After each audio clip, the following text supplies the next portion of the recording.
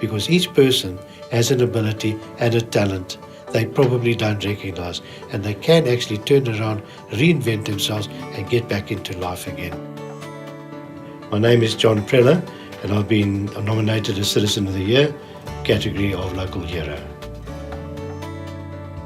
I found in the counselling practice that I was running, there was a lot of people and children and family members that were suffering from drug abuse.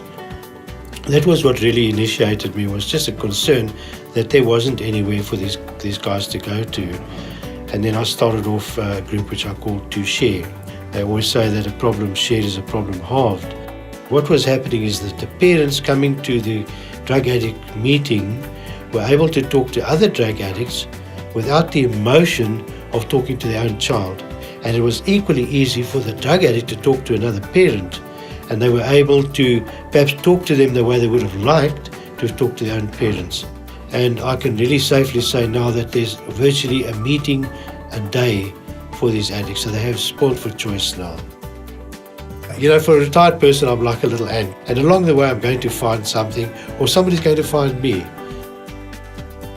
Renata and I go back a long time, and you know, when you take a look at these youngsters that come from a street kid background, and you see this little guy in his uniform, and he's got ambition, it's come back, and he's starting to achieve, and he's back at school, it does make your heart warm. So I do a lot of talks on drugs, I do a lot of talk on crime to them, to just help them motivate the children to stay away from that type of life.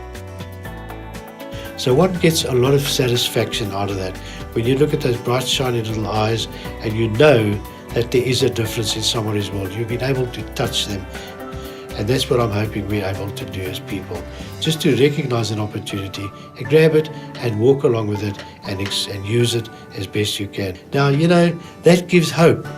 When you see some guy who was sniffing glue on a street corner as a street kid, doing petty crime to survive, now a university student. Can be done.